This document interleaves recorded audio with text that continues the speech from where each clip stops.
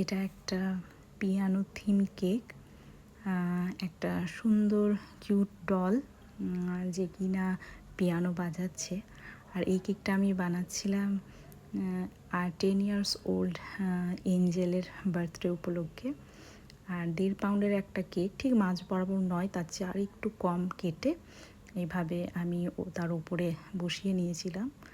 আর পিঙ্কের চেয়ে আর একটু ডিপ পিঙ্ক কালার ক্রিম নিয়ে আমি বর্ডার করে নিয়েছিলাম। আর বাচ্চারা সাধারণত একটু নতুনত্ব ধরনের থিমের কেকগুলো বেশ পছন্দ করে, তাই আমার মাথাতে এটা এলো যে যাই হোক এটা করা যাক। আর একটু চকলেট গানাজ নিয়ে এইভাবে পিয়ানোর যে কীগুলো হয় সেগুলো বানিয়ে নিয়েছিলাম।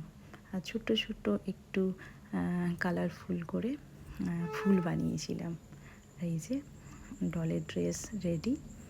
এবার ডলকে এভাবে বসিয়ে একটা চেয়ারের মতো করে নিয়েছিলাম আর একটা 2D নজেলের সাহায্যে এইভাবে ড্রেস বানিয়ে নিয়েছিলাম। আর এই যে আমার কেক রেডি।